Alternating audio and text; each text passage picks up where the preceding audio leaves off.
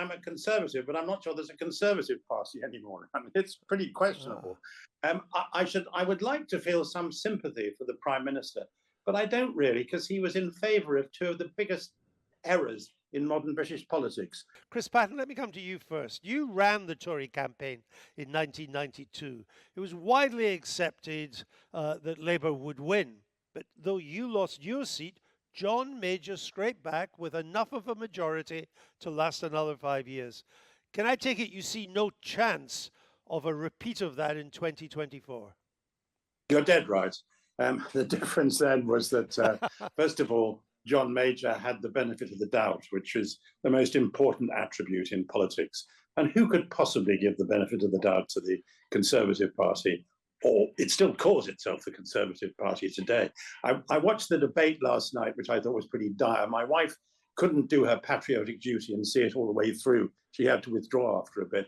I had a certain sympathy for Rishi Sunak, who was like that Victorian poem, "The boy stood on the burning deck whence all but he had fled," because you can't find another Conservative who's doing other than whistling past the cemetery or preparing for the future or betting that they're going to lose.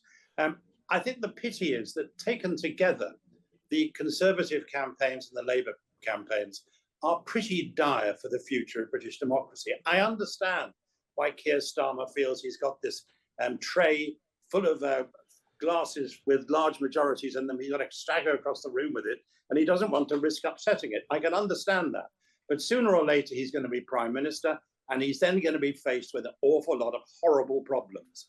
And there's no way in which we can get through the next few years without both some sort of cuts in things we would like to do or tax increases. I would rather hope that the latter would be what happens, but it's going to be bloody difficult for him. And that is the legacy of 14 years of not very good Conservative government. Not very good. Blimey, okay. That's an understatement. Angela Smith, the Ming vase is still intact. You're heading for a victory. But Chris Patten says it's been a pretty dire campaign for both the major parties. I don't know about dire. It certainly felt very long. And I think all of us have got sore feet. I caught my finger in a letterbox this morning as well. So it has felt very long. I agree with some of what Chris has said. I think it's unfair on others. I think one of the dangers here for the Labour Party is, as Chris says, everyone thinks Keir Starmer will be Prime Minister this time, roughly this time next week. And that, I think, is what the Conservative Party is trying to say. It's inevitable he will win. Therefore, you can vote for us safely because we're not going to win, which is a pretty dire way of putting it. We don't feel it like that. And we are worried that the state of the polls and this sort of almost acceptance that Rishi Sunak can't do anything but lose badly means the voters are complacent, if not the political parties. So I still think there's a lot of work to be done to get us over the line to make sure we win. There's a lot of seats that I think are going to be pretty close and perhaps some unusual ones. I think you'll be doing election night, Andrew, won't you? And I think you're going to see some interesting results come through. Okay, Chris Patten, are you still a supporter of the Conservative Party? Well, I'm a Conservative, but I'm not sure there's a Conservative party anymore. I mean, it's pretty questionable. I would like to feel some sympathy for the Prime Minister, but I don't really, because he was in favour of two of the biggest errors in modern British politics. I debated with him once, saying that we shouldn't have Boris Johnson as leader because he was a moral vacuum. Rishi Sunak was on the other side supporting him. He was also a long-term supporter of Brexit. The issue in this campaign, which doesn't dare speak its name, but has obviously been one of the main reasons for our economic woes today. And he was in favour of both those things. So I have a limited amount of respect for his views on things. I think that it's very likely that, I think it's overwhelmingly likely that Starmer will win.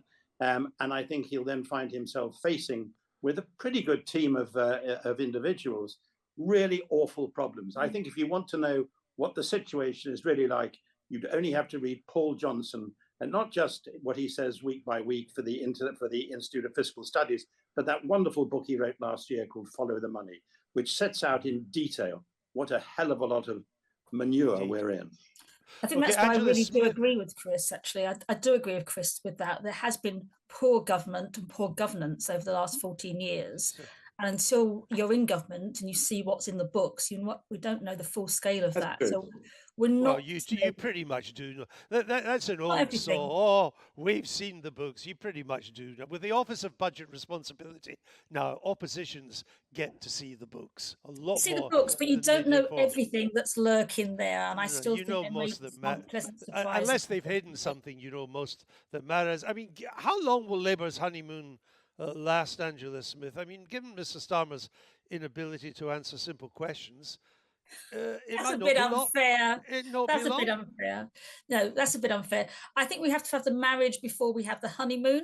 So actually, I'm focused on next Thursday. Oh, let's just go to the honeymoon. Never No, mind. no. Let's save the Have a marriage money. before. Most of us have the marriage first. Not Oh, always. you're But you're most of so us do. old-fashioned. I think Actually, I had the honeymoon first. But that's a different story altogether. Ah, Back in there the you day. go. let's not go there. Yeah, Yeah, not go there. exactly. I think to be fair to Starmer, he's a perfectly decent man, and that's a good thing in the present condition of British politics. He's a man of And integrity. he's not an out and out liar like Boris Johnson, for example. But I do think he's facing a real problem of expectations being higher than he can possibly meet them at the moment. When the Conservative Party talks about him as a threat, which is the most absurd bloody charge I can remember, my wish is that he was more of a threat, because I think we need some really tough medicine if we're going to get through the next few years. And I worry that it's going to be bad for democracy if he has to start doing tough things and people will say they weren't told in advance.